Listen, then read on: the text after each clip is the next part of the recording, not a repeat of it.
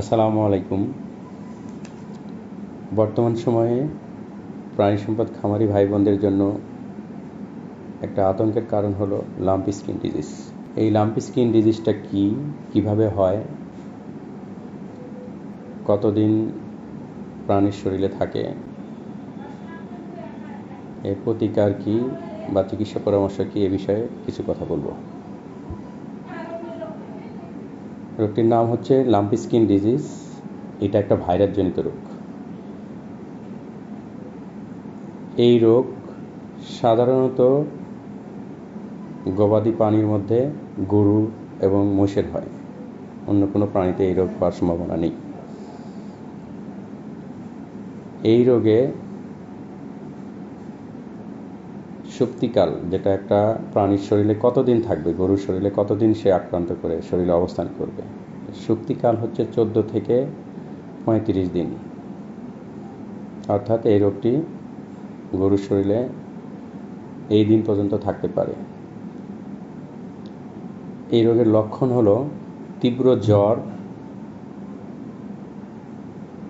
মুখ দিয়ে লালা ঝরা, সর্দি বের হওয়া এবং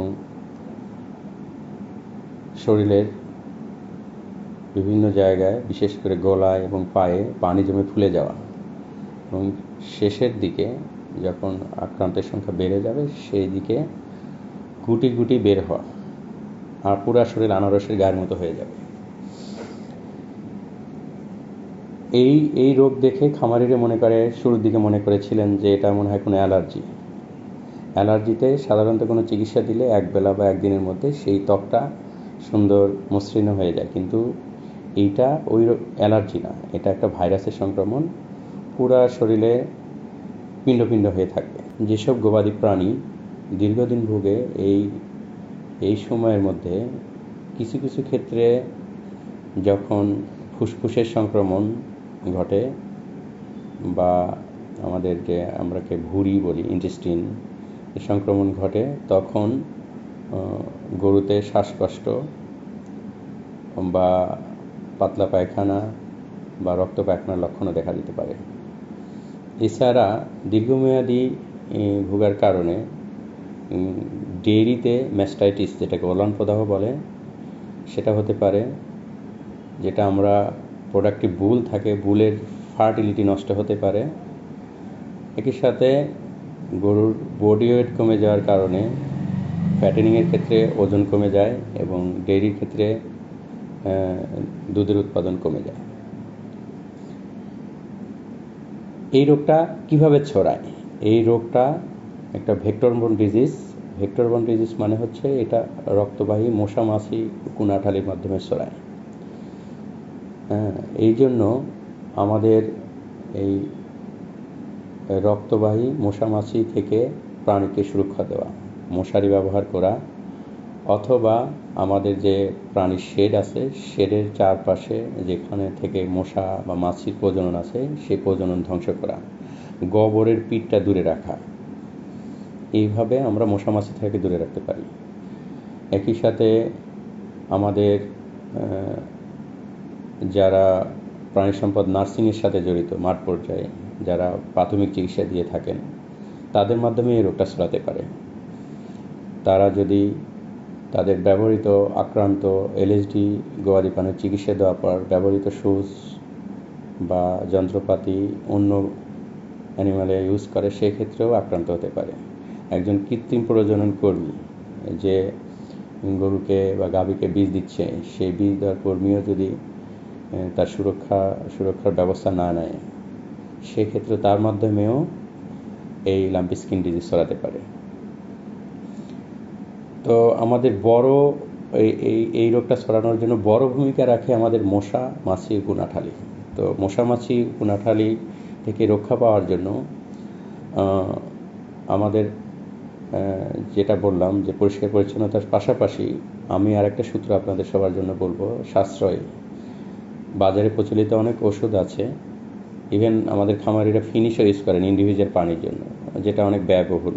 যখন খামারি পর্যায়ে অনেক গরু জন্য ইউজ করা যায়, সেটা অনেক কষ্টসাধ্য হয়ে যায়। তাই আমি খামারি ভাইদের একটা পরামর্শ দিব যে আমরা গরুর শেড, গরুর চারপাশে ড্রেন বা পিটে যেখান থেকে মশামাছি তৈরি হয়, এখান থেকে মুক্তির জন্য একটা সূত্র, সেটা হচ্ছে আমরা যে কর্পূর আছে, এই কর্পূর 1 গ্রাম 1 লিটার পানি, আমাদের যে বাজারে তারপিন তেল আছে এইটা 1 মিলি 1 লিটার পানি, এবং ফরমালিন 10 মিলি 1 লিটার পানি, এইভাবে আমরা একটা মিশ্রণ বানিয়ে আমাদের যেগুলো জড়ো ইনেট বস্তু আছে, যেমন আমাদের শেড, আমাদের ড্রেন, আমাদের চালা, আমাদের গোবরের পিট বা যেখান থেকে মশামাছি উৎপন্ন হবে সেই জায়গাগুলোতে আমরা স্প্রে করব। এতে মশামাছি মারা যাবে, প্রজনন ব্যাহত হবে এবং আমরা এই যে রোগের বিস্তার থেকে সুরক্ষা পাব। এটা একটা প্রতিরোধ। এবং চিকিৎসার যেটা যদি বলি, চিকিৎসা আমাদের ভাইরাসজনিত রোগে আমরা জানি করোনা একটা ভাইরাস ছিল, আমাদের সরকার কি করেছিল, আমাদেরকে ওষুধ দিয়েছিল না টিকা দিয়েছিল? টিকা দিয়েছিল। তো এটাও যেহেতু একটা ভাইরাসজনিত রোগ, এইটার ওইভাবে চিকিৎসা নাই। এর থেকে বাঁচার একমাত্র উপায় হচ্ছে ভ্যাকসিন বা টিকা দেওয়া, ভ্যাকসিনেশন কর্মসূচি। তো প্রথমে এখান থেকে বাঁচার জন্য আমাদের যেটা করতে হবে, ভ্যাকসিনেশন করতে হবে। আমাদের এই ভাইরাস যেহেতু পক্স গোত্রের ভাইরাস, একটা সময় আমাদের দেশে ছাগলের বসন্ত হতো, সেই বসন্তের টিকাটাও শতভাগ কার্যকরী, আমাদের অধিদপ্তর থেকে এটা প্রমাণিত হয়েছে। সেটার ডোজটা হবে ভিন্ন। ছাগলের ক্ষেত্রে এটা ছিল 1 মিলি, আর আমাদের গরুর ক্ষেত্রে এই ডোজটা হবে 3 থেকে 10 গুণ, মিনিমাম 3 গুণ ডোজে দিতে হবে। তাহলে এই গুড পক্সের টিকাটাই লাম্পি স্কিনে কার্যকরী হবে। তো এই কাজটা করব আমরা। একই সাথে চিকিৎসার জন্য যদি বলি, আমাদের লক্ষণভিত্তিক কিছু চিকিৎসা আছে। সেটা হচ্ছে যে গরুটাকে আরামের ব্যবস্থা করতে হবে, ব্যথা কমাতে হবে। প্রচণ্ড জ্বর হয়, এই জন্য বাজারে প্রচলিত কিছু প্যারাসিটামলগুলো ব্যথানাশক, অথবা ডাক্তারের পরামর্শে কোনো ব্যথানাশক, নিরাপদ ব্যথানাশক, উপযুক্ত ডোজে নিরাপদ ব্যথানাশক ব্যবহার করতে হবে। অ্যান্টিবায়োটিকের কোনো ব্যবহার এখানে নেই। অ্যান্টিবায়োটিকের ব্যবহার তখনই হবে যখন সেকেন্ডারি ব্যাকটেরিয়া ইনফেকশন অথবা ভাইরাস নিজেই ফুসফুস, প্রজননতন্ত্র, শ্বাসতন্ত্র বা ডাইজেস্টিভ সিস্টেম, ইন্টেস্টিন, ভুঁড়ি যেটাকে বলি, এগুলোতে সংক্রমণ ঘটবে। ডাক্তার পরিস্থিতি বিবেচনায় বিশেষ কোনো অ্যান্টিবায়োটিক ব্যবহার করতে পারবে। সাধারণত কমন চিকিৎসা হলো কমন ব্যথানাশক ইউজ করা এবং ব্যথা কমিয়ে তার রুচিটাকে ধরে রাখা, তার রোগ প্রতিরোধ ক্ষমতাকে ধরে রাখা, এবং রুচি বৃদ্ধির জন্য বাজারে প্রচলিত কিছু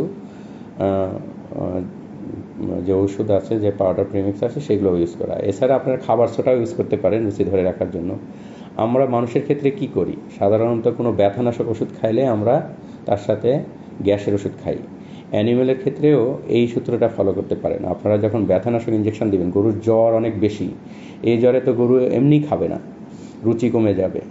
সেক্ষেত্রে আবার ব্যথানাশক যদি খাওয়াই, সেক্ষেত্রে রুচিটা আরও কমার ঝুঁকি থাকে। সেই জন্য ব্যথানাশকের পাশাপাশি রুচিবর্ধক অথবা গ্যাসের ওষুধ খাওয়াতে হবে গরুকেও।